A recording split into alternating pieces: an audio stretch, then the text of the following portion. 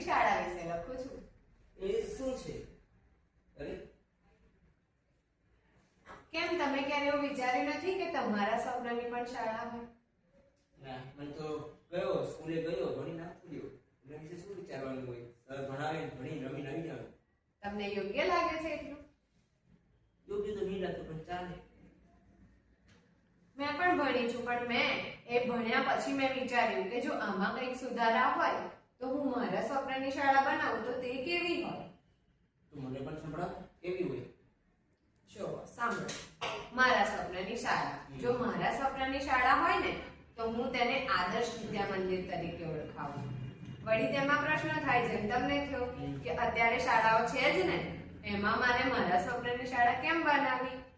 તો શું અત્યારની શાળા તે યોગ્ય છે ખરી?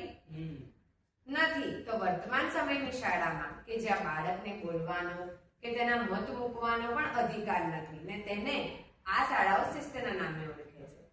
તો પછી સર્કસમાં ટ્રેન કરેલા પ્રાણીઓ અને શાળામાં ભણેલા બાળકોમાં કેવી રીતે તફાવત કરીશું? બાળકને તો હું મારા સ્વપ્નની શાળામાં શિસ્ત નહીં પણ સંસ્કાર આપવાનું પસંદ કરીશ. તેને કોઈ પણ ડર કે સંચોક વગર જ્ઞાન પ્રાપ્ત કરવા તેવી રીતે શિક્ષા આપવા જ્યાં બાળકને તેના વિચાર બંનેનું સન્માન જળવાય ને બાળકમાં વધારે જાણવાની જિજ્ઞાસા પેદા થાય. બાળકને ફક્ત 4 દિવાલ સુધી સીમિત ન રાખી વાસ્તવિક જીવનલક્ષી અનુભવો દ્વારા પણ શિક્ષણ આપવું જોઈએ. જે બાળકને જેમાં રસ છે તેમાં તેને ખીલવવામાં મદદ કરવી, તેને અવચળરૂપ ન બનવું.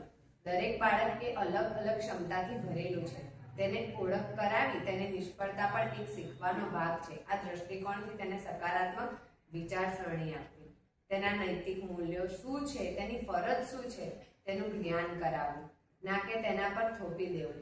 ડરના કારણે બાળક માની તો લેશે પણ તેના જીવનમાં નહીં ઉતારી શકે ને તે કારણે બાળકે ટ્રેન કરેલા પ્રાણી જેવું જ વર્તશે.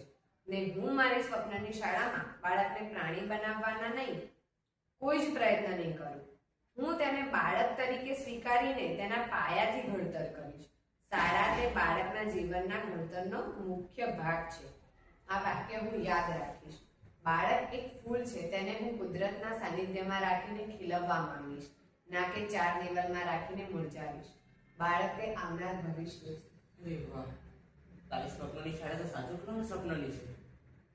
એટલે જ તમે એને સ્વપ્નની શાળા નામ આપ્યું છે.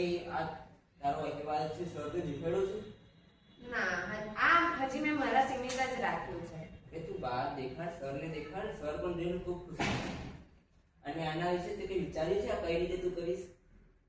હું પહેલા ભણીશ ને પછી આના વિશે કંઈક વિચારીશ. જો હું મારો જ કેળવણીનો પાયો મજબૂત નહીં હોય તો હું આગળ બીજાનું ક્યાંથી કરીશ?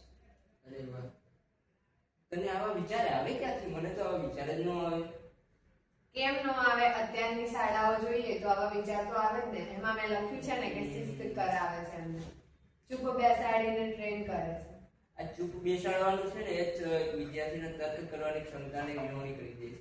એટલે જ તમે કીધું છે કે પ્રાણીઓ ટ્રેન કરે છે એમાં ને પછી વિદ્યાર્થીમાં ફરક કેવી રીતે કરશો? કોઈ ફરક નહીં. તારું મગજ સારું ચાલે છે, મારે તો આવું ન ચાલે. બીજાનું પણ કદાચ ન ચાલે આવી સ્વપ્નની શાળા. સ્વપ્નની શાળા તે લાગે છે કે એક સ્વપ્ન જ રહી જશે.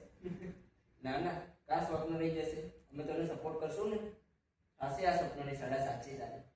તો કંઈક થશે, કરીશું. કેમ નહીં કરીએ? પહેલા આપણી કેળવણીનો પાયો મજબૂત કરી લઈએ, પછી આપણે બીજાનું કરીશું.